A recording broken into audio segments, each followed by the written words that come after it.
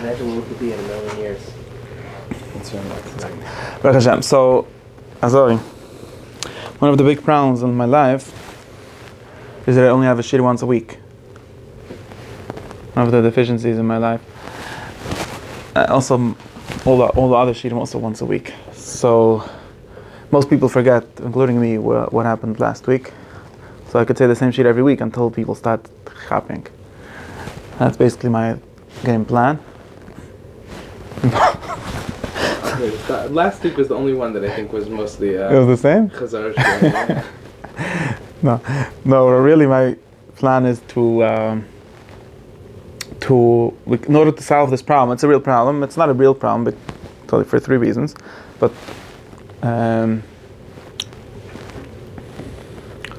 at least partially, what do we need to do about that? So we need to know what we're doing. Like, what is my bigger plan? Like, what the simplest answer to such a problem would be, and people have told me this in other classes that I have, that they don't know where it's going, where it's coming from. It's not really only a problem, but chazura is good. But not knowing where you're going, where you're coming from is a real problem. So one of the solutions is to just read a book, and then people read a book, and the way most people at least read books, there's a chapter, then there's another chapter, and then another one, and then we're up to chelik daf hayami, daf ayin zayin, and everyone knows where they're up to, right? That's the solution. But so for some reason I actually not to read books in my shir. I don't know if the Adam is maskim. So I don't really have that option.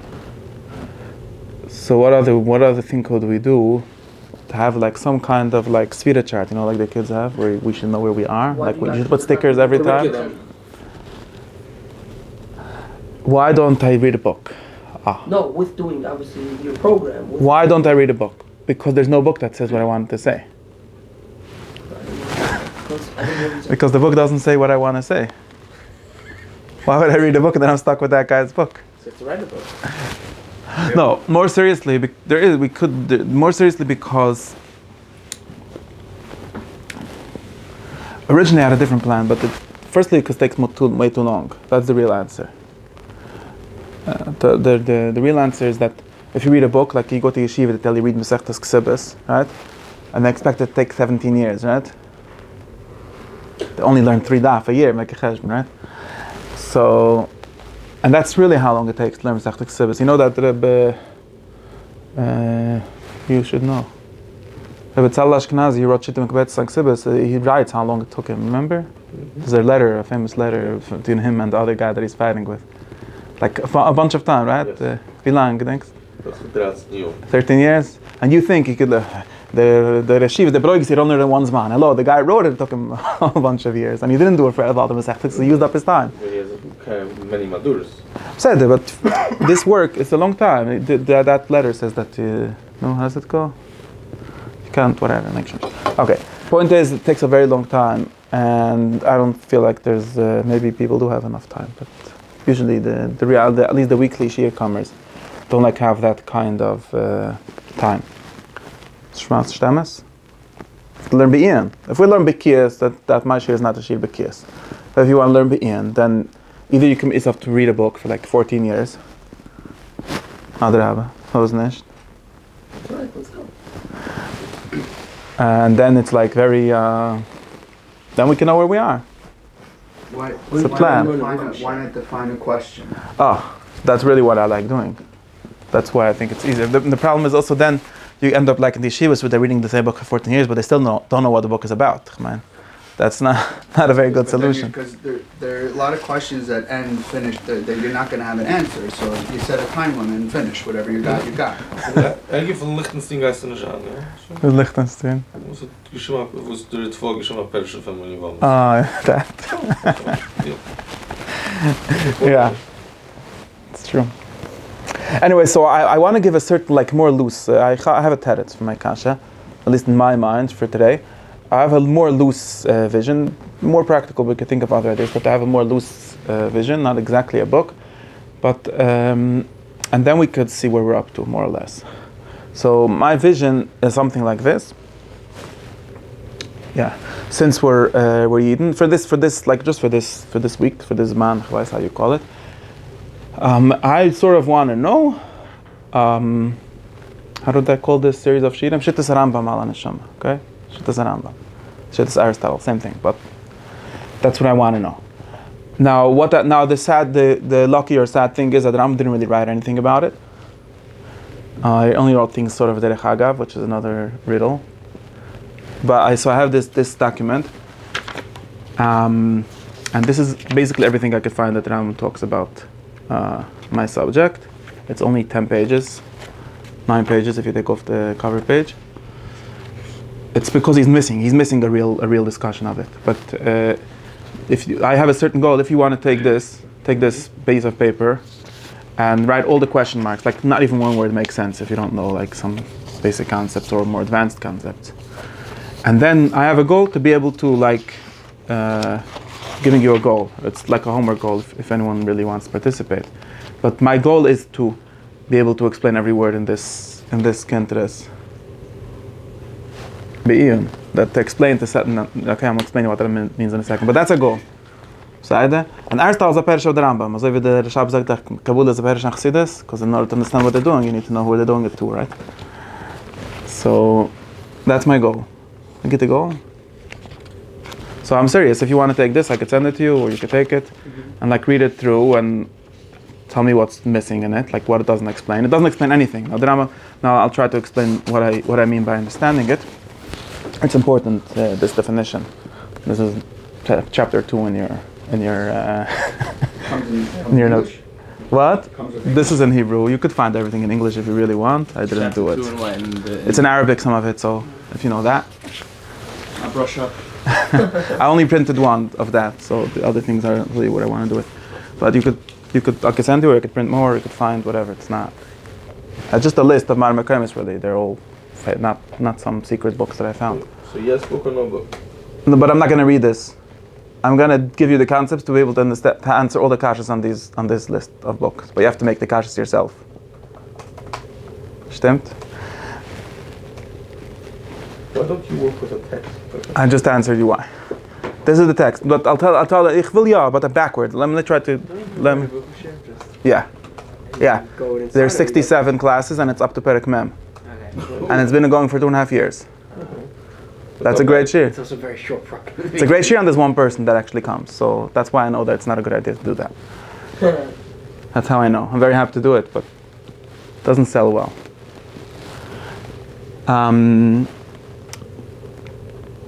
I'll tell you why, and I'll tell you now. Tell you why I want to do it this way, and what I'm doing. Okay? If you disagree, side it.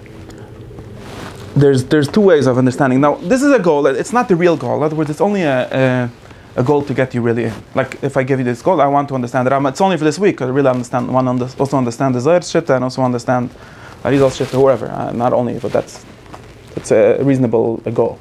Now, most people, and this has to do with what I discussed with you, when they mean by now, there's like this whole big story of going on forever of explaining the Shittas Rambam and all kinds of everyone trying to make him, the Maimonides, and this ganze politic. And let's assume that there's a more or less accurate, real understanding of it. And many people, if you go to like any Jewish studies program, they'll sort of tell it to you in like half hour, the whole thing from beginning to end. And you could sort of like have that story or have that picture of this was what they held. And most people, so for some people, I said this already many times, but for most people that are interested in it, they're only interested for one reason, because it's a way for them to laugh at the stupid people. Say, the Rambam already didn't believe in all the nonsense that you believe, so... But that's a very useless thing, because the Rambam was smart. Like, if he was worth anything, you should be able to laugh at stupid people without the Rambam helping you, So if that's the whole goal, and for most, I think that most people who call themselves Rambamists nowadays, that's basically all they do. And if you work with the actual... Rambam himself did it. He was an elitist. Side, MS. But that's not the Kandal guy. He was Balgan. There's different levels. I'm a second. So wait. So wait. Now I'm getting to this discussion. Yeah. Okay. The end of his Yeah. Let's try. Yeah. And like the Matamari and like the Matapeshmish nice. But let's try to let me try to get somewhere, because this I always start like this. Beside it, but they didn't say that you should. It's not so simple. The schlechte Mitte is to be a Rambamist in that sense. Even the Rambam held you should be a Unav, right? So it's complicated. Explain schlechte Mitte. So I'm going to lachen over the tipshim, man. Makes you a bad person. He didn't preach a lot of things. He didn't practice a lot of things that he preached. Okay. No, but I think that Rambam. By the way, if you read, like Hill Zettel says very nice, if you read Igris Rambam, you see that he didn't act to people in an arrogant way. That's right. He was actually a nice guy. Even to stupid people, he acted very nicely. That's why he was compassionate, because he looked at Beside it. So then he had good midas. The M comes down to having good midas, right?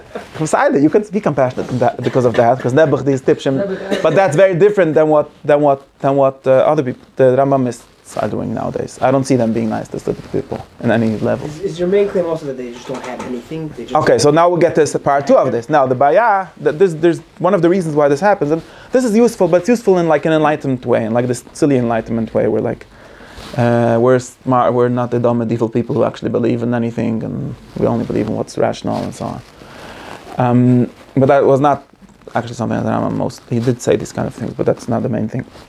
That if we go, but that's it. No, this is not what I'm trying to get at today this time. If you get to like what the actual content of the thought is, or what the content of the philosophy is, then like these people, or even the people that do a little more of that, could tell you what it is, maybe more or less very nicely, and they don't believe in it. Very few people believe in it, and if you think of it in not only believe in it, so believing in it is already a whole other level, but they don't understand it either. I don't know about believing or like deciding. At least most people will say, and this is what I always say, most people think that it's silly. It's crazy. Silly is not the correct word. It's crazy, weird. The Rambam called it zar, these kind of things. There was a good word that he used. Zar is whenever it says the Rambam, translate to weird. Okay, it's weird. It's like an anam, like it doesn't match up with any of your intuitions. Strange, yeah. Doesn't end up, but strange doesn't sound as good as weird. It's bizarre. It's bizarre. It's like, it doesn't match either with our like secular, so what would call rational intuition. It doesn't match with any of our religious intuitions, if there's such a thing. And it's just weird. What else? The one that I just know, the famous one is where they was against mazalos. They said. Yeah, but that's one thing. But also even that is no. That's the famous. The one I'm talking about would be right now. It's something like people would tell you. The Rambam says that only your cycle goes to Elam Haba. Your what? He really says that. What goes in? Only your mind goes to Elam Haba, right? Everyone that knows little Rambam, if you're like a mime, does he say Chas v'Shalom? It doesn't say that. It doesn't mean. And if you're a little overclear, they say, yeah, the Rambam haltazai. That was shit. Is maybe not quite Aristotle, but some of the. Your mind. Yeah, that's if you go to any like Rambamist school, they teach you. Okay, I don't want to get into this exactly, but that's what they teach you. That there's no I don't know exactly, but basically you only go to Elam Haba if you're intellectual. And if the intellect that goes to Elam Haba already is there, so it doesn't have to go anywhere. And shine, and very nice theory, and nobody believes in it. And for most people, I give a whole series of classes based around this kind of questioning. Precisely, most people think that it's very weird because they think of intellect in a very specific way and all of that. But the point is, it's weird, and nobody even now. It could be that it's wrong. And not to be rude, just to be every clear. shir and every on Rambam, whoever gives it, is also always the same agdoma. That everybody thinks they understand, and nobody understands. No, okay, It's also side. part of his idealistic. Side. I'm not a Rambamist, anyways. I understand this Paul Brown. There's actually thing that I had a question that I was going to ask you, but I imagine you're keeping to a subject. Yeah, let's do a little bit formal questions in a minute. So, what if we what I was thinking if we did something on intellect versus wisdom? Yeah, We're talking about neshama versus what's in neshama. Mm-hmm. Oh, Yeah. intellect versus Yeah. wisdom. What's the difference? Yeah. So what I'm saying is that this is not called understanding, and it's not even that people don't believe in it. But maybe they're right. So there's a very big difference between agreeing with a thought or holding by it, whatever you want to call it, something like that, and thinking that it's crazy. I'm not sure if there's a real difference, like there's a qualitative difference, maybe just like a difference in degree, but there's a real difference. Sometimes someone comes and tells you something, and you say you're wrong, but you're not meshige, right? And sometimes someone comes and tells you something, and you say he's meshige. He's not even wrong. He might even be right, but it's just still meshige. Okay, and the more subtle level of this is that there is another way of saying this would really be in the Rambam's language. The way to say this would be that there's the difference between saying things and knowing them, right? And most Rambamists only say what the Rambam is. They don't even care to know them. They like laughing at other people that say things without knowing, but they don't know what they're saying either. Or at least they know the shlila, like the part which are stupid. Like, did you ever see in shed? So no shaydim. Okay, thank you very much. That's not why the Rambam didn't leave in shaydim, by the way. It's not because nobody saw them. It's because they saw them. But you need to try to at least understand why. The why. That's the why. It's not the what. It's the why. The why people ever had such thoughts, and why people would say such things, and why it made sense to them, and why it's at least not crazy. Then we can start thinking if it's correct. And like when you weigh this against the whole other system of thought, which just doesn't have any of these assumptions, maybe that one's better. That's the interesting question. But then you're asking a reasonable question. As long as you just like it's dumb, then you just don't know. It's so beside that. And most people, including most very smart people, are maratzim in this sense, mostly because we went through this a lot of times, right? Because of the history of thought, where slowly and in all kinds of ways, people stop thinking in the most basic sense about the world in the way that people used to think, and therefore most of they're starting from an entirely different place, and nothing makes sense. The Cartesian premise? You could say, you don't have to, I'm not looking for who to blame or where to blame, but just something between the Zman, the Shoinim and Zman Achroinim. Rationale was always a minority. No, but that's not the same. You see, this is not the same. This is what I'm trying to say. Very important. What the Rambam called reason and what Moshe Mendelssohn calls reason are two different things. And he pretends to be connecting with them, but he would say that what the Rambam calls reason is really not reason, it's a minute, but it's not really. Just reason, a system of thought based on different assumptions. It's not because they have too much a minute. That's very important. Like someone else. It's not because they believe in some text. It's because, and this is what I want to, this is my job, and one of my jobs. To try to find out if this is true. But the assumption, the claim is that it's not about people being more naive. Nobody was, like you're saying, most people are always naive, and was known since forever. Any smart person, that most people are naive and dumb. The Rambam, which proclaims himself as a rationalist, is also irrational. No, so this is where I'm mechilik, and not to get into a fight. But what I mean, again, he could be wrong. You see, it's very different. Like if someone tells me something like this, like it's not a question that you're wrong. It's a question that he's limited. Everyone is limited, but not in. Everyone is limited, but you have to know exactly how they're limited, right? I don't think people are. Limited, he's not limited as a human being, maybe, but he's limited. Limited as a human being. About the nose then. He's limited due to the fact that he has to work with a certain. Premise. No, I don't agree with. No. I don't agree with that. He's limited due to the fact that his science works with a certain premise. In other words, like any other science, and there's no science that doesn't work with a premise, so there's no way to get out of this limit and be sought. It's not only like these people were dumb. But it's not a science. Yeah, of course it is. So that's why we came around. I think this is what C.S. Lewis called chronological snobbery. Yeah, wait. You people know things. None of people. I'm trying to figure out what you're explaining. Is that what you're I don't. Again, this is. Like, look at it that way. That you could say that. I don't know what he talks about. Wrote on Twitter today. Things I don't know what he's just talking. as they did in Aristotle. Someone wrote that. Yeah. The point is, it's. Let me be very clear. No, I'm not making a claim that anyone was right. In other words, not only that they're right, that their whole way of thinking is right. I don't know that. I don't know if it's even possible to know that, but I definitely don't know that. And it's definitely true that a certain way of thinking, known as the new science, and however you want to call it, is very successful in certain ways. Maybe more successful in all the way. I'm not sure about that, because it's always a question of like, could you switch the philosophy and have the same science? I don't know. Success? And by their criteria, by making more money and by having better machines and so on, technology, that's what they call success. Part of it is it's hard to compare. By making better predictions, whatever. I'm not getting into the details of this because it's gonna. But I'm just saying very general thought. This is how I have to work. The general thought is that you could be wrong. Again, they could be wrong, and their whole system of thought could be wrong. But one thing that they're not is crazy. And not even a bissel crazy. Like you maybe want to say, I don't know if that's what you mean. Not even a bissel crazy. In other words, yeah, it's a bright man, but they can't see out of, some guy could see out of. Like that we often think of things like this. And I think even that is not entirely correct. We often have this image. Why am I saying this whole shmiz here? It's all Agdama to Agdama, like you. But you have to write it down because it's important. Okay. I don't know, I can't do this.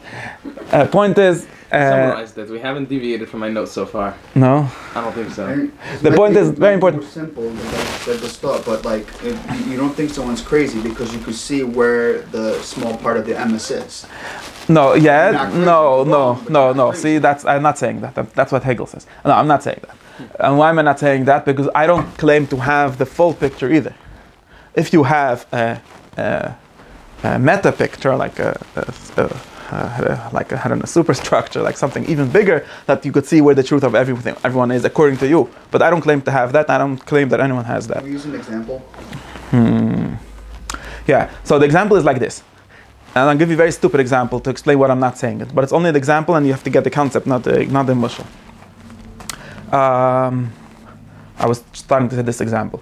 We think often, and I used to hang out with a lot of smart people. They used to like work with a worldview that looks something like this. Everyone, like basically being smart or being open-minded or open to the truth, which is the same thing, is works in degrees, and you can literally like model it geographically, right? So if you're like a very big tembel, then we had someone called the Data Shchuna, remember? And then you believe in the religion of your street, right? So on this street is square, chassidus square, harani mame v'kol mashem amina chassidus square, and you never thought, and you might be very rational, very important. Internally to that, maybe you have a very coherent, trying to have kashas and taritzim. Last week the Rebbe said like this, and this week it says like that. And all of that. That's nobody is crazy. And being a square chus doesn't mean obviously there's rational people that are meshichist and every other meshigas in the world, right? From outside perspective, but from inside they're not crazy because they're just working with a certain kind of assumptions. Everything this Rebbe says is true. Now we just have to make sense of it. Yashaman is yam meshich, Yashaman is nish meshich, Yashaman is gekim in hand, Yashaman gait kim morgen. These are all very rational. Not really. If you read meshichist versus anti-meshichist, these are totally rational debates, based on certain assumptions, but they don't question, right? All of them, kol studim maskim, both sides of the debate are maskim, okay. Both sides of the debate are maskim, that the Lubavitch Rebbe says every word that he says is literally true. Now the shayla is how we exactly put together the puzzle of all the things that he said, and what happens if he dies, all kinds of chakiras. Very rational chakiras, nothing crazy. Nobody over there is crazy, just be very clear. Some of the people are crazy, but from what they're saying, you can't know that they're crazy. And you can't claim that they're crazy. Very important. That's very important. You can't go say this guy is irrational. He's not irrational. He's just working in a different... Now, and the many people have this image. Okay, so therefore he is very stupid because he's not questioning until Eastern Parkway. And then there's a guy that's a bissel kliga, so he... Yeah, well, what came first, the chicken or the egg? I'm just saying my story, right? Let me try to get to my story, because not just the question. Then there's someone that's a little smarter. So he... Lubavitch Rebbe said... Okay, but he agrees, he believes in chassidus in a general sense, right?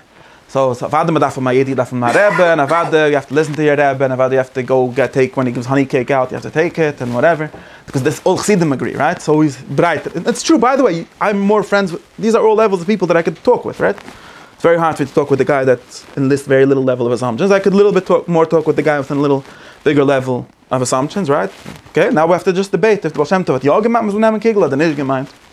It's a brighter question, right? No, do you understand that this person is considered by most people to be smarter than the guy that's only debating if the Sicha Tufshin Mem Tes is a Stirim Tufshin Mem Aleph, and what do we do, right?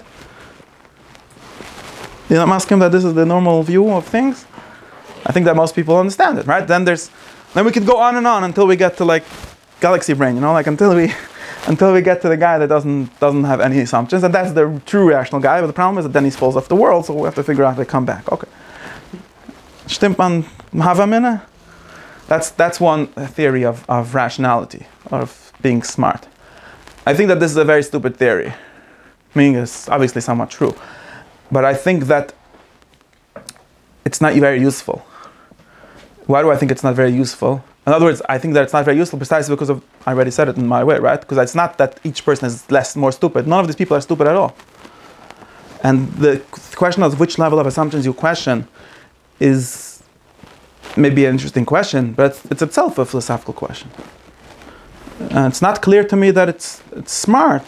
That you need like a meta philosophy to ask which level of assumptions you should question, right?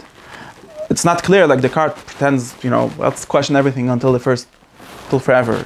That itself needs to be justified. But not clear that that's true, or it's not obviously. It's not obvious that that's true. It wasn't.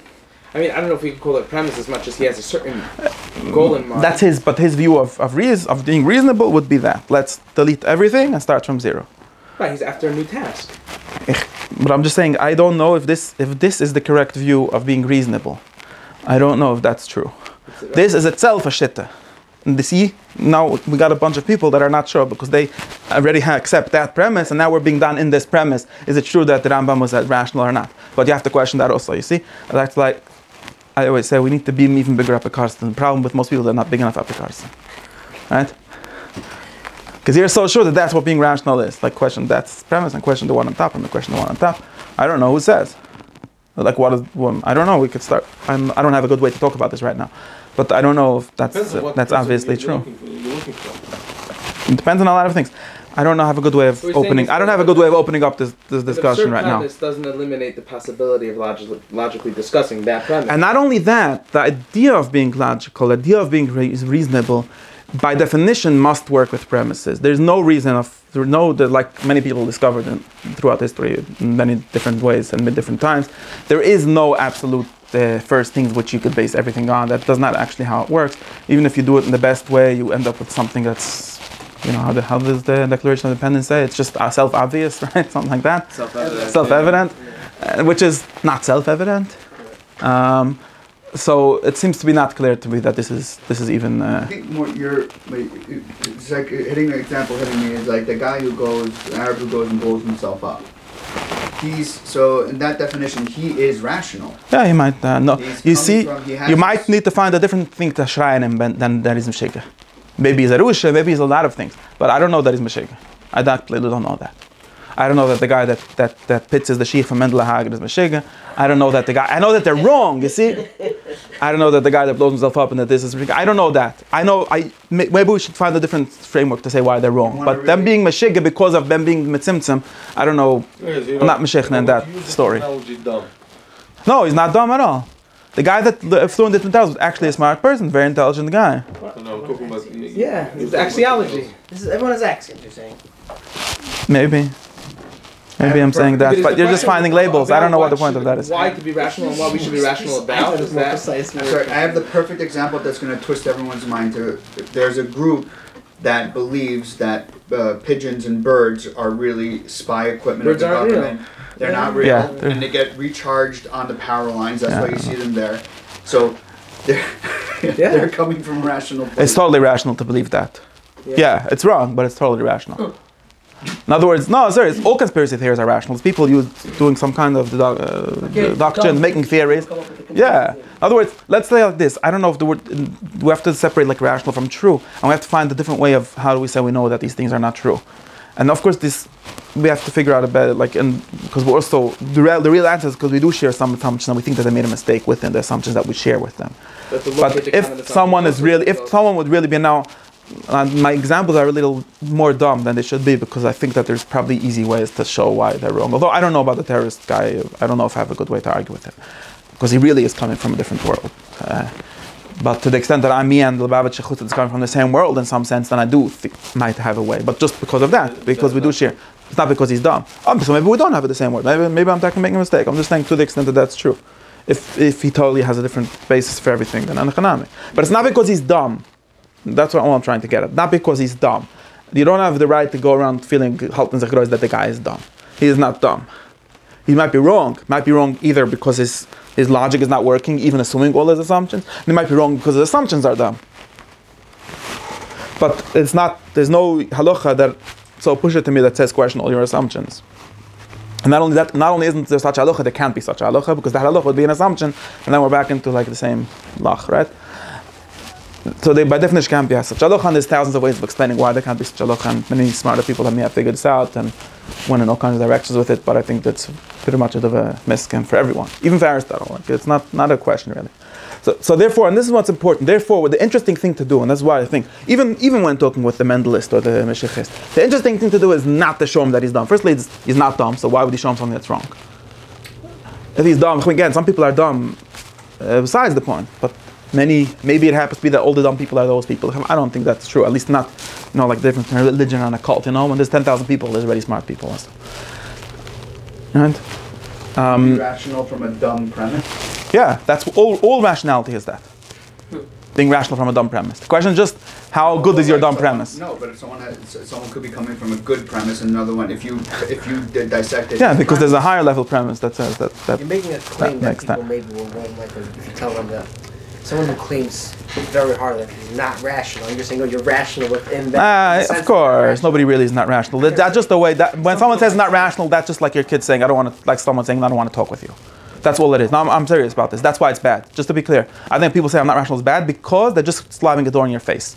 All he's saying is, in reality, I don't want to talk with you. We don't have a language of talking.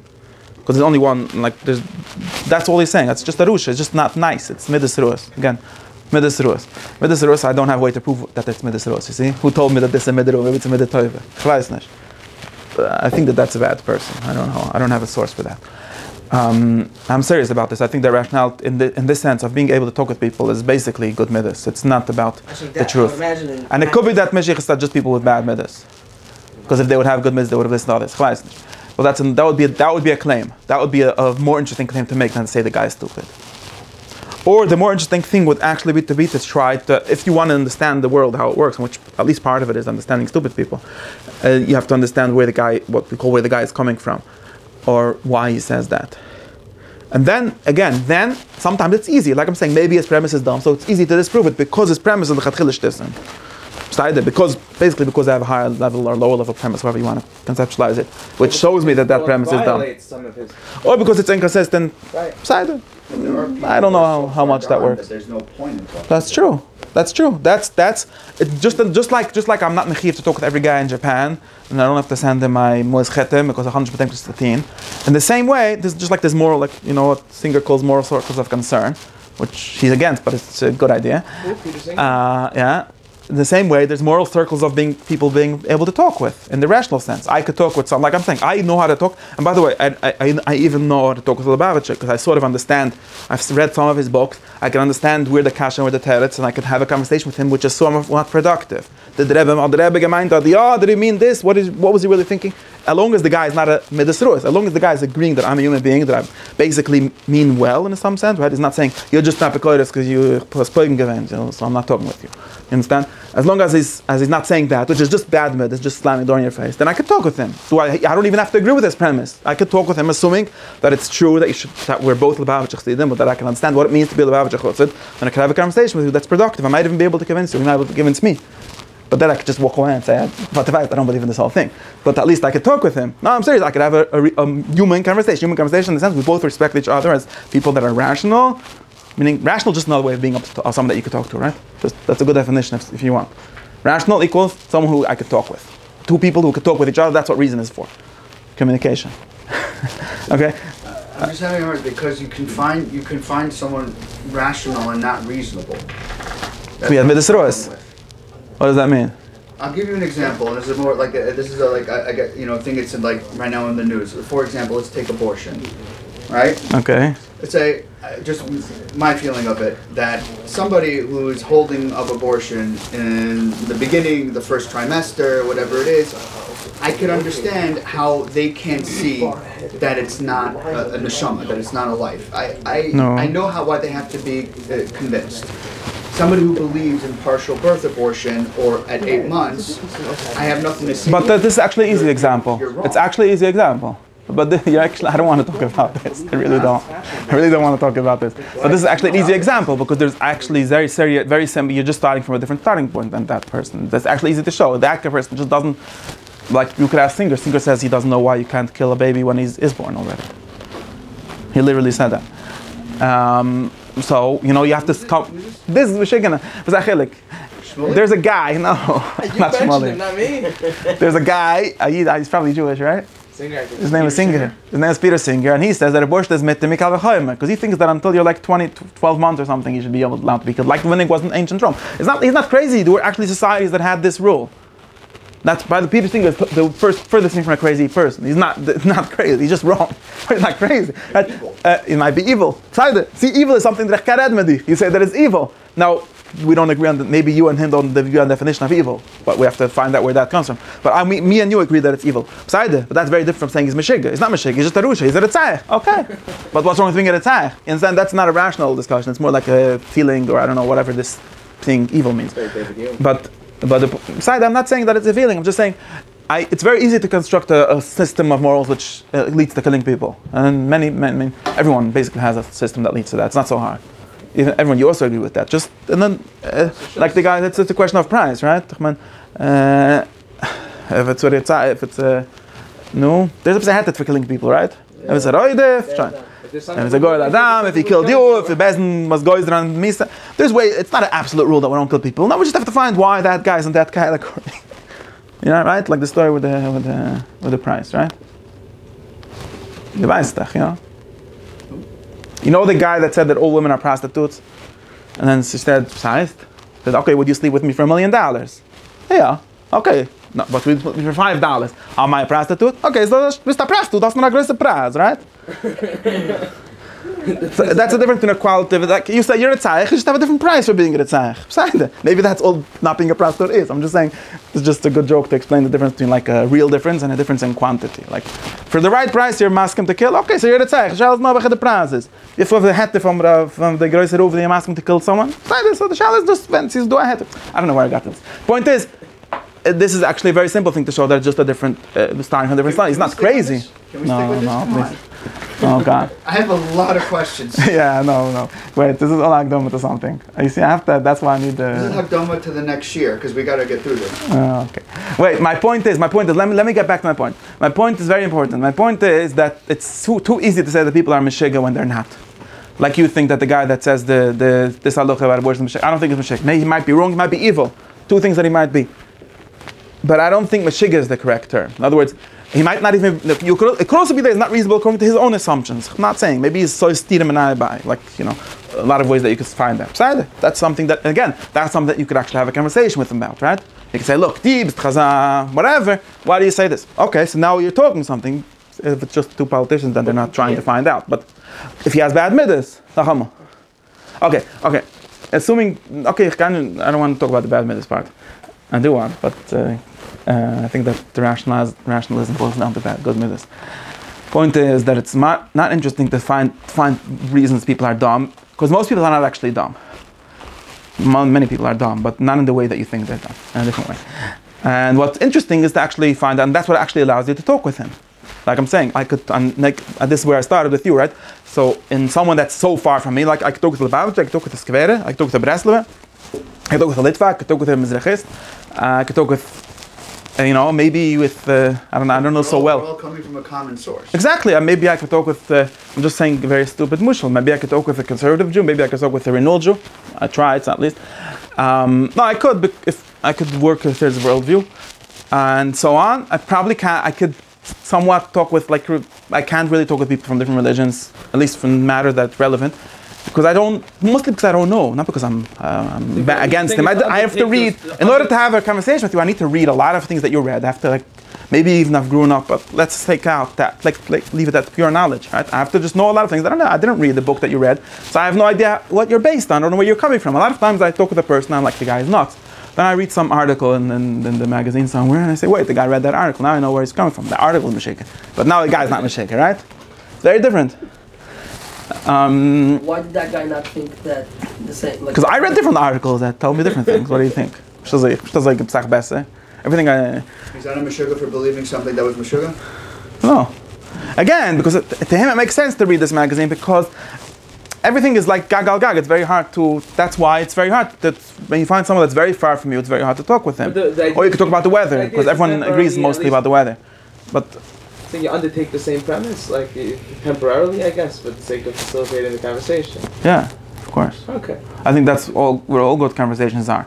Very important. There's no conversation. All good conversations are people pretending to agree. Either they already agree, or they're pretending. Or they're pretending to agree. If I have a conversation with you about I have this problem sometimes with people. If I have a learner and or if I learn Tanya, then the interesting conversation is not to disagree with the Tanya. That's not for learning Tanya, for learning something else, for learning Shkofa in general maybe. But if you want to learn Tanya, then it's interesting to try to figure out what he's saying. And if you're going to come, well, this guy was anyways, I don't know, what did he do wrong? Someone will come say something random that he supported the Tsar and he shouldn't have. And then he's asking a question on the wrong level of conversation. He's just jumping away from the interesting part. Point is, in the same way, and even a much more serious way, this is all kleine meshulam. This is all like mamish kofer from Nevedudim for the real problem that we have. If you understand it, in a very much more serious and much more deep way, everything, not everything, again, but the basic things, the things that make us think that Plato was weird, are not that he was crazy, not that he made mistakes. That he is living in a very different world of assumptions. Not even, sometimes people say he was living in a different world of reality, of like knowledge. He's missing some information. That's a very small part of the problem, most of the time. Again, if he's talking about something very specific, that there's some experiment that shows to be wrong, okay. But there's actually very few good examples of that. They don't realize as many people and many smart people in many different ways have noticed. There's very good examples of that. For the most part, again, like some very basic things, like you have a microscope and you didn't, beside it. But for most interesting things, there's not a good example of that. But for most interesting things, you could actually... Good example of moving beyond Plato? Like Thomas Kuhn wrote... What? Like of moving beyond Plato, you're saying? There's no good examples of... There's no good example of something where he's just missing information, and which makes a big difference. So there's a lot of little examples, right? He doesn't know how, whatever, the wrong number of planets, but that's not very interesting. Technical details. And it's in the interesting things, and when you get into metaphysics, you get into ethics, and you get into, philosophy, the things that are really politics, things that people care about, really. Nobody really cares about science, right? Only to the extent that it helps them make better cars. But the things that make a difference in people's lives, you find that for the most part, it's very hard to show that it's just based on wrong information. Very few things that are like that, and mostly when we read them, we think that they're crazy, and that's mostly just because you have to literally, and this is true. I've been doing this, and this is 7 classes, and I just dealt with 3 assumptions.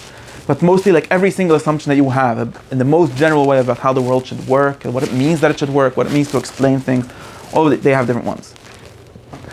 And firstly, most people don't even know that there's different ones, so the conversation doesn't begin. And many times, and even many very smart people, you see them reading ancient texts, and they're just reading it according to their own assumptions. Say, well, this is obviously wrong because if every word in this dictionary means what I think it means, then it's wrong. But not even one word meant what you think it means. So you need to reconstruct an entire conceptual universe in order to even begin to make sense of things. And then you can start to think if this whole thing is wrong, or if there's some mistakes and details. And of course, there's mistakes and details. My people in those days also disagreed with each other, even when they shared some basic concepts. Very, very few things that can be, let's say, proven totally right. Meaning, anything you can get up and have the biggest scientist say something, and it could be wrong. I mean, neither it could be interesting wrong. Things. If someone tells you, for example, that a person has 3 souls, like Plato said, it's very hard to prove him wrong. Not only is it very hard, it's basically impossible. You could say that, what do you think a soul is? Well, it means something. It's not. He didn't just make up words. To us, it's just words, because we're not working with the assumptions that these words get a meaning out of. But for them, they were very reasonable thoughts, and they actually. And now the interesting thing, do you understand what I'm saying? If someone tells you Gilgil and Neshamas, for example, okay, for most other people, either you're a Gross Imam and you believe in it, for whichever authority told you, or you say, well, it doesn't make any sense. But it actually makes total sense. It's totally reasonable theory. It's maybe wrong. A lot of things could be said about it. Aristotle actually thinks that's crazy, not only wrong. But I have to explain why he thinks it's crazy, because it's based on a certain assumption, which he explains actually. But there's nothing wrong with it. There's nothing irrational about it. It's a very basic theory. There's very basic reasons to think of it, both philosophically, both psychologically, both theologically. Very basic reasons to think of that, and there's no reason to think that it's crazy. This is where I feel like where you have the split between intellect and wisdom. Like if I tell you that when you close a refrigerator door, the oranges are talking to each other. Mm-hmm. Right? How do you, and well, I open it, they're not talking because they're being quiet and they're not going to show you that they're talking, but then you close it, the second you close it, they talk. Okay. How do you disprove me? Okay. Now, Why would I want to disprove you, by the way? Yeah. Why would I want to disprove you? Maybe I'm happy with, like why would someone want to disprove you? Because then I'm on. Why are you saying that? No, why you? But it's true. But I would do something very simple and say why are you saying that? Like why would you want to say that, and why do I want to not say it? Why would I want to say that? Yeah. Besides for having an example to show that's not relevant. But most of the time people don't actually say things for no reason, just to prove that, right? You're making up an example, which nobody would say, in order to talk about something that makes no sense. But if someone would say that, in any real example... I have no real interest in... You could say interest, but that's assuming a framework that interest is a thing that makes sense. Oh, but it's an interesting thing to assume. No, I'm serious. If someone tells me that, maybe he probably there's a reason for him to say that, right? Right. Let's say he said. I would just ask you, if you're saying that something with no reason, so I'm not going to agree with you because you said something with no reason. You accept yourself saying it's no reason. There is a reason. It's called schizophrenia. Okay, wait. Schizophrenia is a rational theory. Schizophrenia is just something that changed. By the way, literally is. I don't know if that schizophrenia makes you say that, but let's say it does. That schizophrenic person is not crazy. It just has a different machine that helps him make sense of the world, which might be a bad machine because it causes him to walk into walls or whatever. But schizophrenia is not crazy. There's actually real good research about this. Schizophrenic people are not nuts. They might have been called prophets once upon a time. No, I'm not crazy. That is very, yeah. I'm serious. I'm not saying this because to say prophets are schizophrenics. I'm saying that there might be a framework in which you could actually use that. That would actually be wisdom, to make use of schizophrenic people. Not like we just put them away and we don't know what to do with it, right? Your shuffle goes right after all. Yeah, of course. The point is, I don't not mean to say this. What I'm saying is that usually when someone says something like the oranges are talking, he means something. Even a schizophrenic person it makes sense to him that oranges talk, right? I'm asking why does it make sense to him? If me and him would be in the same level, I could probably talk with him and might even be able to talk him out of it. Because it's not making sense. Maybe, but in his system it makes sense. You have to believe in also a strong kind of, a very radical kind of realism to dismiss the schizophrenic, I'm saying, right? I don't know. Again, maybe it's a mushal. Maybe it's just a mushal that they're talking to each other. And then somebody mimics somebody else. Thoughts and action and everything else. What would you call him? What do you mean? Somebody that mimics somebody. No, what about him? I don't know. What would you call him? Not sure. What are you getting at? Is he dumb? No, why would he be dumb? Depending on why he does that.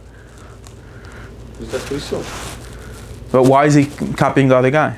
That's the only thing he saw, right? Okay, that sounds like a very smart thing. It sounds totally smart. Tell me. Sounds to make total sense. So explain to me what your definition of smart is. What? I don't have a definition of smart. Okay, so I'm not defending any definition of smart.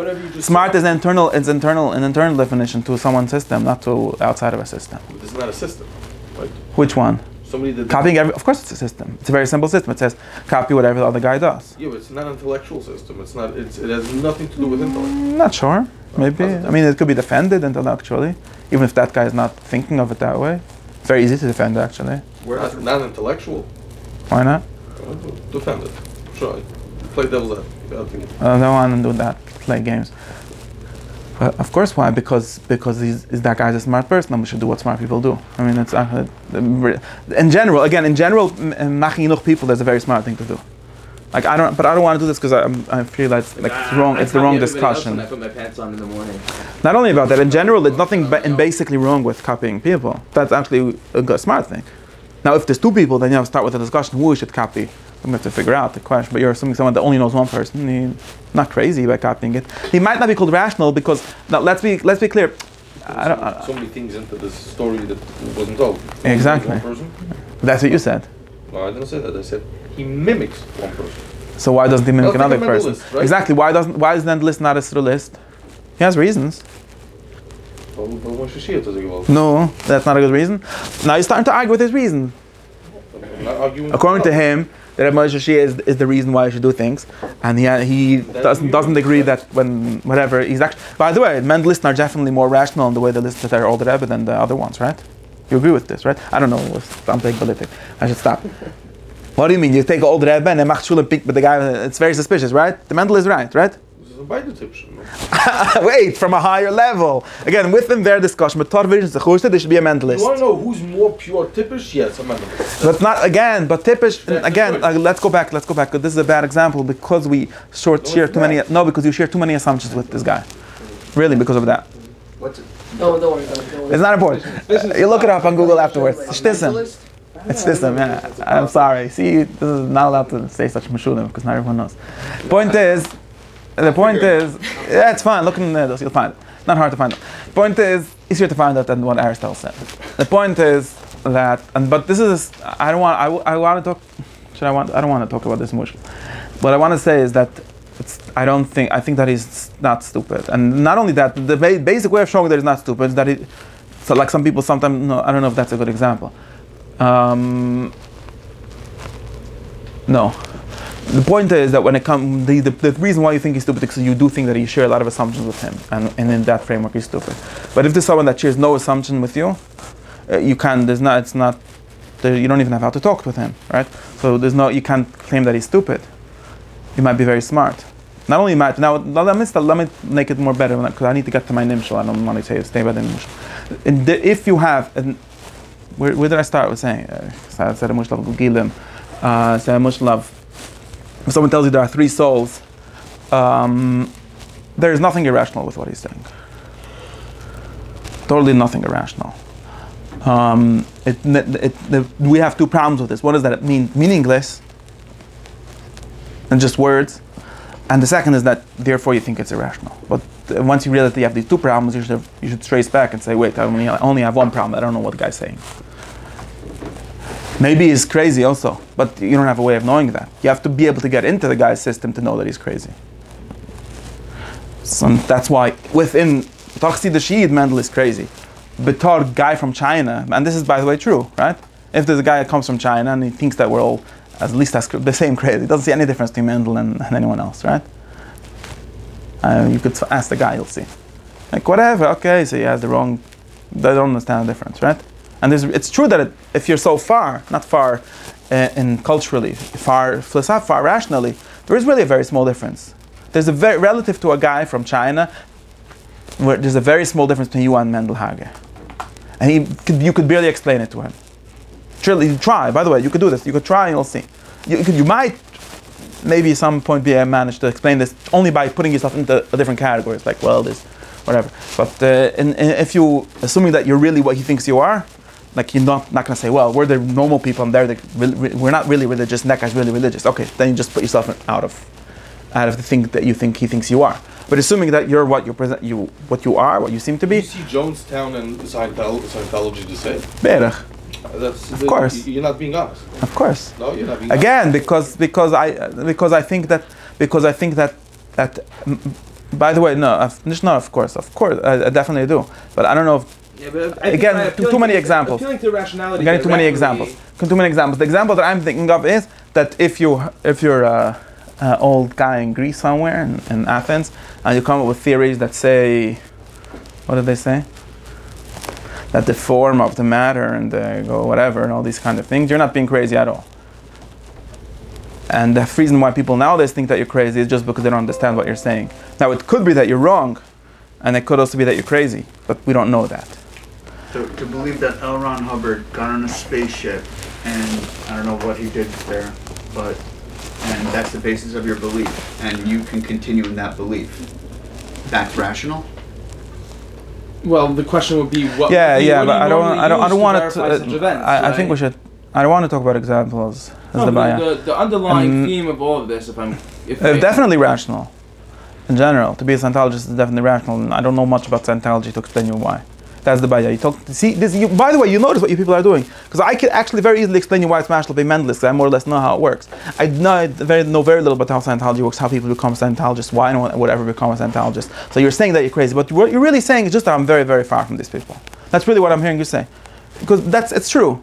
There's actually not only that. Hubbard himself was a rational person. Him I actually understand, because he's just trying to make money. But okay. But rational. Exactly, he's rational, right? Now his chused is not rational because he's giving him money. I'm not sure about that. I mean, people give money to a lot of stupid things, things that seem to me stupid all the time. No, I'm very serious. Most of the time when people say, and the teretz is, this is the same exact teretz. Jonestown is more crazy because there's less people, and most of them, more people in America think that they're crazy than people think that Scientology is crazy. Not so many less, but still less. And that's why you think it's more crazy. If you would be inside, and this is true, because the people that were there, you could read about these things, the people that were actually inside that bought into the assumptions up to, there's actually, by the way, if you read up about Jonestown, for example, you'll see that there's a serious debate in the 2 days before they killed themselves. There was a serious machloek between the Chassidim from that guy, I forgot his name, if they mind the Rebbe, if we should do it, if it's a smart idea, and that was a rational debate. They were not crazy. None of the people there were crazy, by the way. No, whatever. Jim Jones. They were saving the world, and they would get. There was a whole theory. The point is, I'm sorry, I'm just going they were not crazy. Either you didn't read it, or you assumed. No, they were not. There's nothing crazy. I read everything on Jonestown. I don't know why you think that is crazy. They were I don't know why you think that is crazy.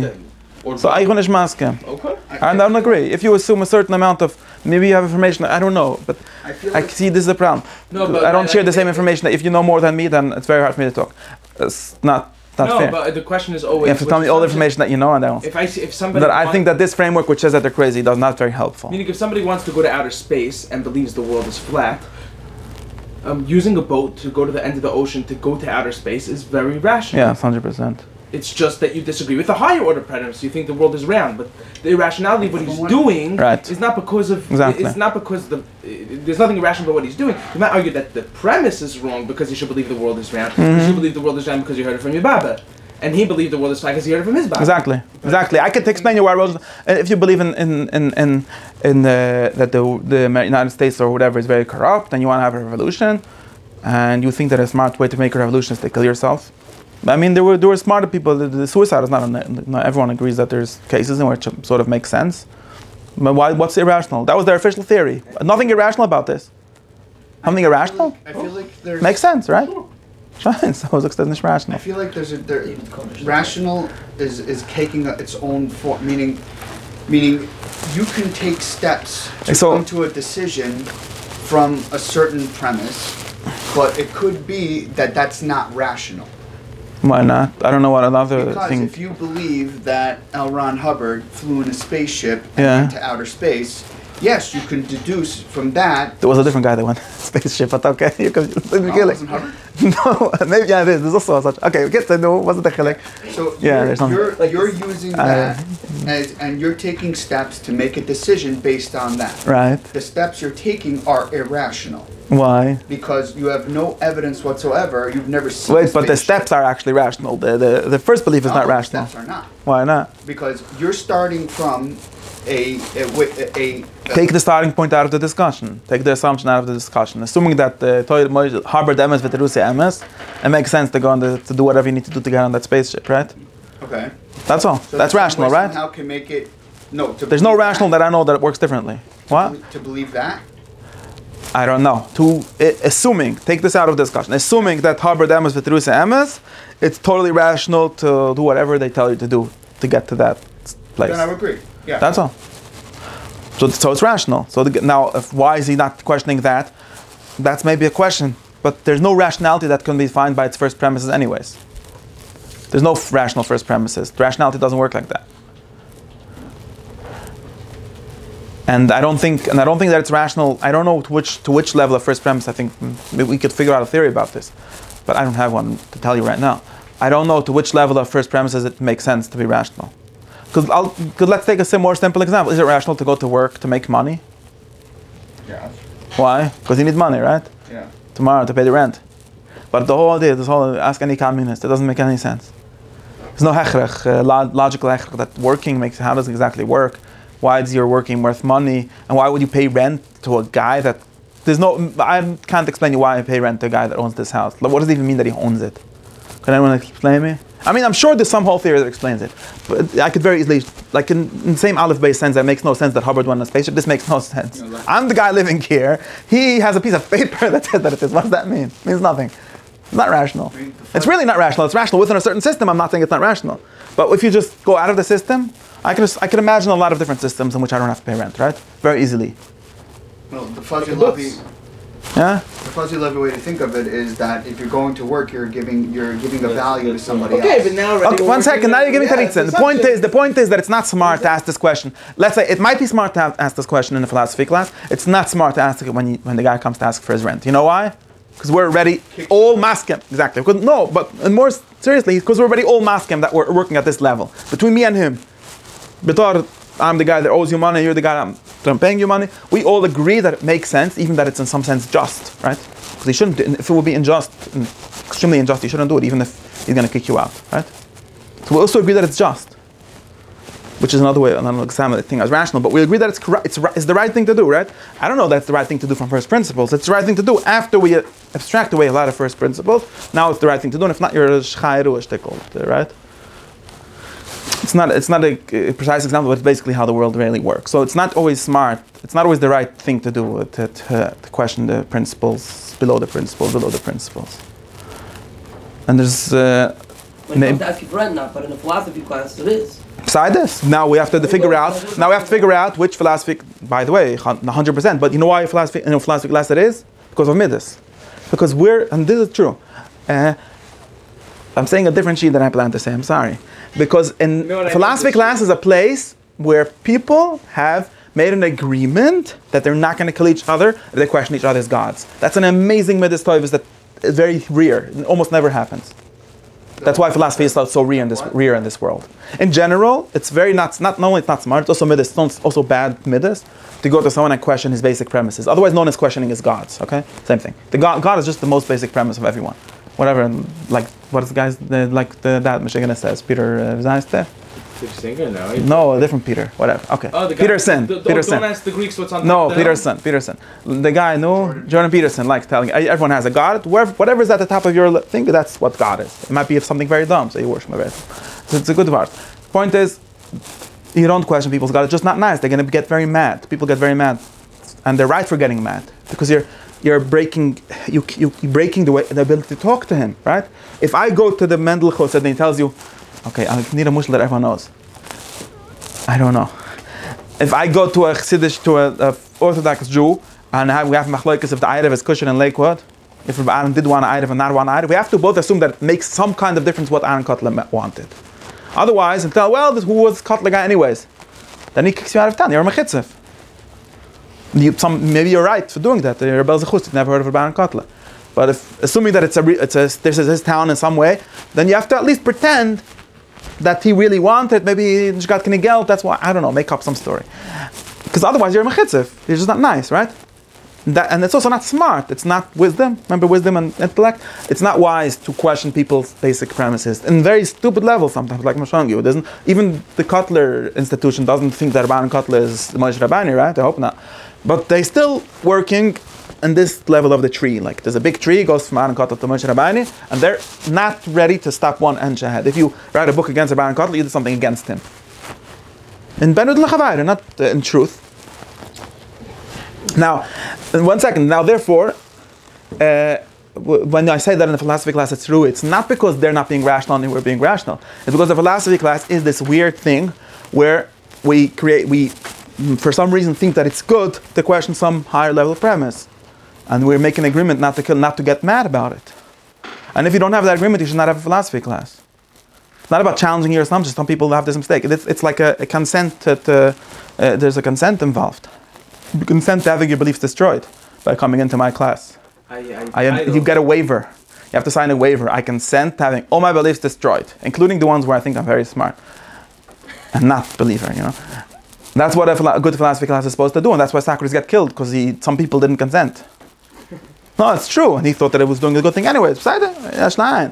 But the idea of having a space where it's allowed to question everything, where you should question everything, is it's a very interesting arrangement between two people. And I think that most arguments that blow up is because two people get into a fight where they never had this consent to begin with. At least most of the times where I got in trouble is because of that. It's not because the guy is being less rational. That's my story that I tell myself. That's not true. Even that if he wants to do a philosophy class or not, that's another discussion. It's another meta discussion. Is it good for you? Should you do it?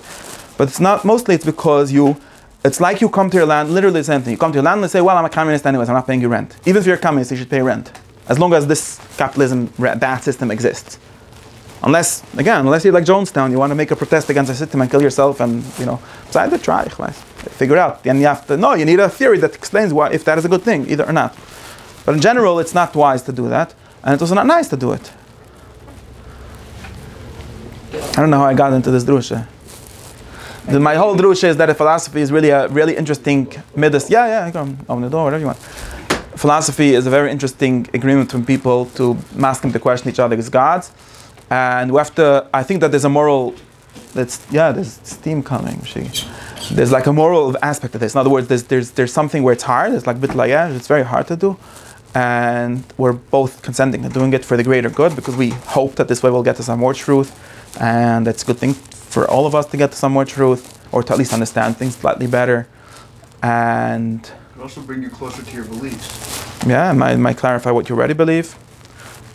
All of these things, and sometimes, and it's definitely true that sometimes these waivers have a lot of like sifkuttens in them, which say, well, but don't question this, and then it's probably not a good idea to do it. I think many philosophy classes, or things that style themselves philosophy classes, are somewhat misleading in this. It's always weird when a philosophy class, like a clip from it gets out, and the guy's like, oh, he's thinking up for pedophiles. Like, no, they agreed that we're going to do this here. Exactly. My experience in college was that you had atheists trying to convert people. Yeah, that's not nice. That's terrorism. Terrible experience. It's terrorism. No, it really is. If you agree, if you come to debate, you say, I'm here to find it out, or to find out which is true, then it's fine. Besides, if not, it's just not nice. Usually you could see that people don't like it.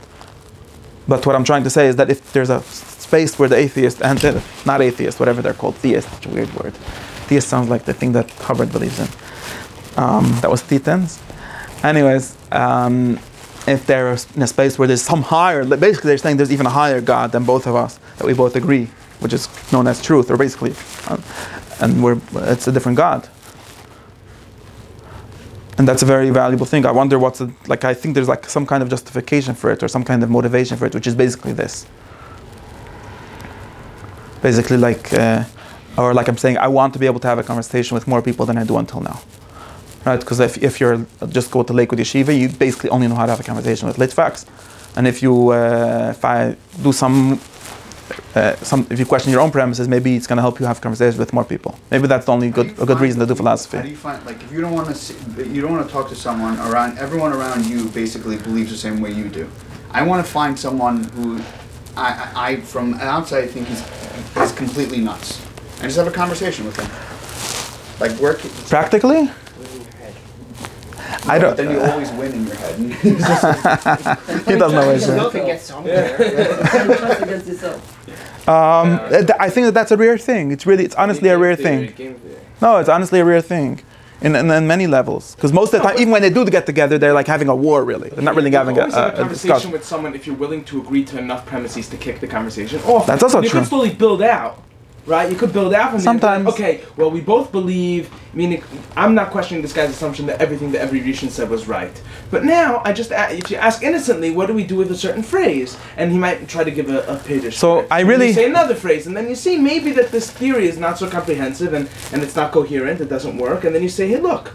Maybe I could propose a different way of understanding it. And if he says, but this is a stida, you say, no, because a Rishon says you don't need to believe in Rishonim, and then you can really work, Maybe sometimes. I don't know you're still, I'm not thinking of convincing. One dish of words also, meaning Rambam didn't have a philosophy, he had a svara, and then it's fine. But I'm not thinking of convincing.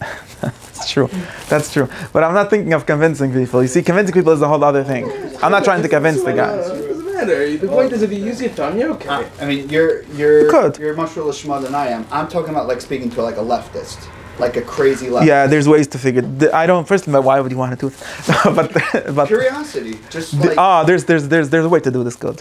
But most of the you need a good partner, because you need like and partner. I tried finding like these forums online. I can do it with you, but you're gonna get mad at me.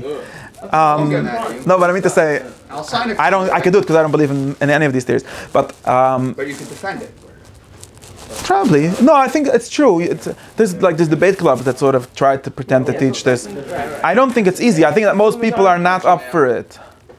But it's probably possible, and also many people are not very good at articulating their own premises, so they end up saying very silly things, and then it's very easy to say, well, you're silly. How do you could find people, could you find people? It's very difficult. To have a real conversation? Yeah, I could tell you some. For the main thing is, I could give you like addresses, but that's not the point. I'm not going to no one's house. I'm in school with all of them if you want to come. Huh? Good luck. Yeah, but some of them are just dumb. No, they're actually smart. They're exactly their mom should think. Just say? No, dumb in the sense of not being able to carry on a conversation with you. I mean, yes. Oh, it's nothing. They're dumb because they don't want it in the benudlich sense, because they don't want to talk with you. If someone really wants to talk with you, I think that would be fine. You said you have what? You have... There's all kind of projects that try to do this to all kind of extents. None of them succeed for a reason. No, it depends what you want to get out of it. If you want someone to be convinced, I don't think anything succeeds. If I'm a third-party person, if I want to understand both sides of a subject, I think that it's not impossible to do. I mean, I could do it myself sometimes, and I think it's possible. It's very hard because most conversations happen.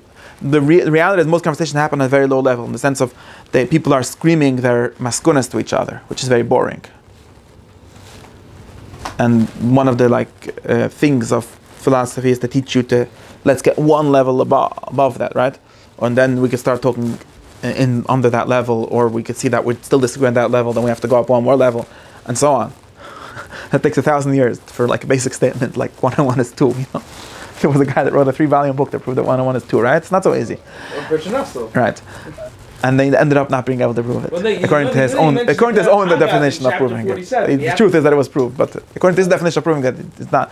Point is, he mentions it there. Agav in chapter 37. No, because he has to prove the whole. Because he needs to prove the whole world first.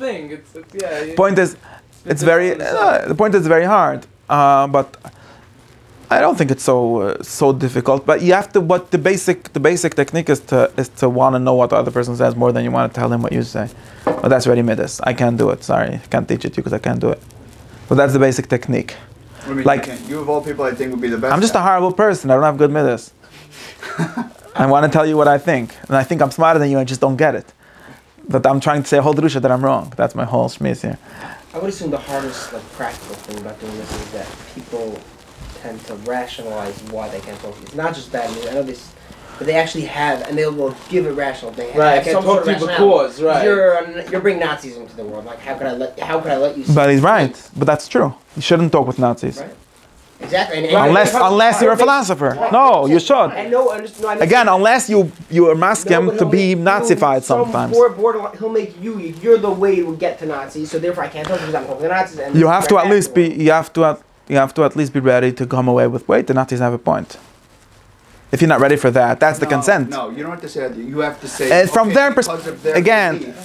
But the question the thing is that these things are very, what he's talking about, these things are very close to each other. The mark of an intelligent man is the ability to entertain Did he say that? something without accepting it, right? I don't think it's really possible. I wonder how possible that is. No, but you have to entertaining something seriously. It's not a problem. You're up to current events? Yeah, I'm up to all this shtism, but I don't talk with them to anyone about them, for it's useless. So they say, look how many Jews are in Hollywood. But wait. They control Hollywood. Okay, but this is a. To me, I try to find. That's true. That's what I'm saying. That's why. By the way, I don't. You're talking to the wrong guy. I understand that the Semites. I'm on a different side than them, but I don't think they're crazy. I don't think it's crazy. This. You see. This is a good. But I should not say this. Definitely not on video. Definitely not on video. But I don't think that. If I would, in other words, Shimon Peres once said that if he would be an Arab, he would be a terrorist. And he was very crucified for it. But he was right. Man, of course he would be a terrorist. What else would he be? Oh, he would be everyone thinks, I would be the one Narish peacenik Arab. Why would you be that? It doesn't even make sense to be that. It's not a smart strategy, but not Arab. Maybe it is. I don't know. We could argue about that. Maybe you should be the guy. What's the guy's name then? Whatever. I forgot his name. My friends were Kitze. But in general, if you could say such a statement, and the reason you're not allowed to say such a statement, that by the way, he was not allowed to say that statement. It was a bad thing of him to say it. Because his job was not to say it. If he would be a philosopher, then he would maybe have the right to say it. But his job was to pretend that the Jews are always right and the other guys are crazy. You should not say it. It's just a not nice thing to do. You're breaking people's frame. You cannot let it do that. That's called b'mifle muchal tidrash. No, I'm serious. That's why I would love Who? to have a Hitler does conversation. as well, because he calls us, I don't he says things about us that we might agree, and he says that's a bad thing. We're like, no, that's a good thing. Yes, line, but you have to. That's why I wouldn't mind having a conversation with a Nazi, and then once we the thing that leave you the think you are is philosophy bad. room. And we're saying, Right, that's what you have to do. You have But- to subjugate yourself to a conversation with someone who you might despise or disagree with, but for that amount of time, at least, to the extent that it is possible, to try to undertake some of his assumptions and entertain them properly. No, and the second I walk out of the philosophy room, I would. God, I don't want to. We have to Yeah. abstract, Chevra. We're not allowed to talk about these things. We have to be much more abstract, okay? I'm sorry. Killing Nazis is never a bad thing to talk about. But no, but see, I know I can't. I can talk. I can shut off a video and talk to you. I can't like this. I'm not Meshiga. Point is, I'm serious. What I'm saying is no, because all these people have way too strong connections with these things. That's why I go back to talking about Shaidim. Okay, believing in demons is a totally rational thing. I have a class which 6 proofs for demons existing. They're Shracha proofs. But if in a certain system of thought, they're totally rational, and we don't accept that whole system. But that whole system now, there's a reason why I don't accept it. But it's a very long reason. You have to go through so many. It's like an encyclopedia, which is different. It's not that this guy is saying something stupid. He's not. It's just like every word in his proof doesn't make sense to me, which means that I'm so far from this guy's every basic way of thinking about the world. Now, if I want to understand him even, I need to really get into all of those things. And it's not hard. It's not impossible. Now I'm going to finish my thing that I started. The reason it's mostly very hard for people, and this is back to my shir, is because for example, the Rambam is very bad at giving you the reasons why he thinks the things he thinks. He pretends to be a big philosopher, but he doesn't actually do philosophy, not in any of his books. And he says explicitly why he doesn't think of himself as such a good philosopher, and I don't know if he was. In other words, he's a very good summarizer of other people's philosophies. In general, he understands them. He has a lot of clarity. He can explain you what you're saying better than you can explain yourself, and then show why you're wrong because of that.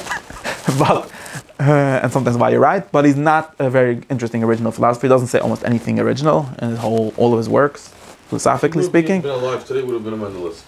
I'm in it, Kanzan. That's exactly the kid that I'm arguing about. Yeah. Now, but the point is, he is not a very interesting philosopher, but taught philosophy, which means that for us that we're somewhat Talmidim of the Rambam or wannabe, it's sort of a waste of time to just accept what he says. He extends himself like this, and this himself also says, right? This is one of his things that he thinks that you should not just accept things on authority, right? So that means that if you even want to pretend to understand what he's saying, you need to at least get the whys of what he's saying. Now, these whys are basically as old as Greek philosophy, and most of them come from Aristotle, and they were somewhat, pit stove, how do you say, like Reshaped. A little bit fixed up or changed a little by the interpreters and the Muslim people that he read. But it's basically, the basic whys are all from Aristotle. And the machloikas that we have with the Rambam, that he has, that says the Rambam is really just a mentalist, is just a machloikas that Kant has with Aristotle. It's not really interesting machloikas.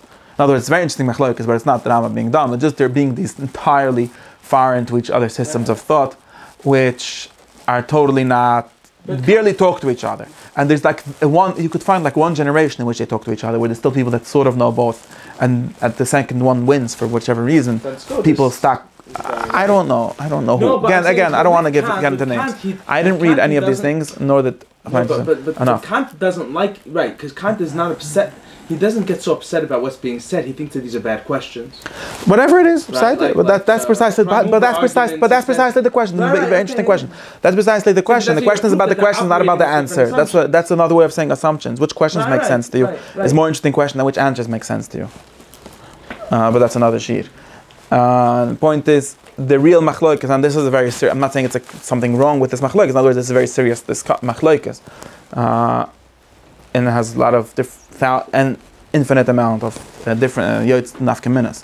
But it's not a machloikas between the Rambam and the Ramban or anything like that, and it's not a machloikas between people having more or less acceptance of authority. That's definitely not what's going on. What it is, and of course everyone accepts authority to extent, but you accept authority that it makes sense with your basic assumptions. That's the question of acceptance of authority is not such an interesting question. Because what's really, and again, the interesting authority that you accept when you say, well, obviously we should rethink our first principles. I don't know why that's obvious. I really don't. I think it's not so obvious. And it's hard even to say things, like tell you a bunch of different lists of things that people now think are self-evident, and they're totally not. And I could prove it to you that my basic proof that they're totally not is that for 3,000 years people thought differently. And it seems to be very dumb to think that they were just all crazy. And there's also not, if you would say there's information, but it's not a question of information, it's like metaphysical questions. They have nothing to do with any information. So they're just different basic starting points of thought. Now, why would someone have those starting points and versus other ones is not very easy to explain. I don't know if it's even possible to explain. But the only thing that's really possible is to try to get into the mind of some other system that thinks. I think that most people are extremely bad at this, especially smart people are worse at this than dumb people. Smart people in the sense of intelligent people, right? High IQ people. Because most people, for example, and I like this example, some people here might understand what I'm talking about, some don't, but for example, there's like something called Kabbalah. And supposedly, this is again a story that you get, like your Rebbe has this story in his head, and it's totally wrong. Supposedly, there's dumb people that just say what the Arizal says or what the Zohar said, and then there's smart people that tell you what it means, that try to make it mean something. Okay. Now, there's dumb people have one mala that they don't replace their own system for the system of the Mekabulim. Because Kabbalah is a system, it's based on certain principles, which you will not find in any Kabbalah Saifa, by the way. They're very, for whichever reason, I've wondered a lot why they do this, but that's something that they definitely do. They don't give you the reasons why they think anything that they think. They all say it's Kabbalah Moshe Messina. Okay, that doesn't help me much. Why did Moshe Rabbeinu think that? What's helpful Kabbalah? I don't, maybe that's a reason, but he actually gives reasons, so it's different. Let's say if that's the reason, then you know where to look. But the point is, their minig is not to give reasons. For all kinds of, well, the Rambam's minig also, it's not like why, I don't know why. There's like 1.5 Mekabulim that even pretend to give reasons. But in general, it's not their minig, and therefore, most people don't have access to what they are. But there are such reasons, and even if they're not explicit, they're in their intuition somewhere, or Nericha Kodesh Nericha Kodesh also has a content, it doesn't change anything if it's Nericha Kodesh. And now most of the people, not most, basically all of them, or at least almost all the people that go around saying, all this Svadish Mekulim are dumb, they just tell you what it says in the words and so on, and we're smart, you're actually the dumbest. In the sense that you're the furthest from what Arizal thought. The only way to get into the Arizal thought is the Sfardish way. To actually be able to speak his language fluently, that's the first step to be able to talk with anyone. You need to at least pretend. Now, I'm not saying that they understand what the whys, but the first thing is that if you talk with a Mendelist, you need to be able to talk to sound like a Mendelist. Otherwise, you definitely don't know what the guy is talking about. You need to at least be able to speak in the language that makes sense to him. And those categories of thought, so the Rizal, the category of being whatever and whatever, those words make sense. It's the opposite. You see him explaining other things by reference to this, not he's explaining this by reference to other things, right? For any Mekibel, basically. The best shot of Paisach is that it's Sfiras HaMalchus. He's not saying all this must be and they go backwards. Sfiras HaMalchus, mine, we got Rosh Mitzrayim. No, you just can't get it out of your own head. You can't get into that now. Maybe the Mekibel's head is nuts, and therefore we shouldn't go with it. Besides, you could be anti-Kabbalah, they were against Kabbalah, they thought it was nuts. You're not even going to be a Pekoiris. But what you shouldn't do, what's a dumb thing, waste of time to do, is to not even get this. And most people, it's not that they're doing this deliberately. If you're doing deliberately, besides, but if you think really that that's the case, you're just missing this basic insight that most people in the history don't have. So it's not, I can't have Tanasani for that either, which is that there can be entirely different systems of thought which start from entirely different starting points and therefore end in entirely different spaces. And like in every level, there's like an encyclopedia to be written, not of how many spheres there are, that the Machloek is about what it means to be a cause of something else, okay? And how many kinds of causes there are. That's the Machloek that you have in the Mekabulim, not how many spheres there are and what they mean. And if you don't accept, then that's my basic thing. And therefore, this is the Shiram understanding Rambam by trying to understand the basic categories of thought which he thinks of, which is Aristotle. And therefore, the other book that we have to read is Aristotle. All of his books, all of them. And maybe then we'll understand not only the Rambam, by the way, we'll understand because almost and even us. This is another thing. Not only the Rambam thinks like this, and not only also like at least half of the Mekabulim think in Aristotelian categories. And even the ones that don't, they're thinking in Platonic categories, which are themselves halfway Aristotelian categories, or vice versa. And definitely everyone else is thinking in these categories. And most people never drill down to this level of thinking which categories you're thinking in, which concepts you're thinking in. And even nowadays we think very often in these categories. And it's definitely, again, including definitely if you read any Jewish books written before 200 years ago, this is the language they're speaking. And the reason why most of the things don't make sense is just because he has different conceptual world. So it's extremely useful, not only if you want to be a Rambamist, but if you want to be a Chassid also, or if you want to be anything. If you want to have any connection with the tradition, Western tradition, Jewish tradition, you need to be fluent somewhat in this language. And it's very hard. It's a whole trend, Adkant. Now you could have picked me up.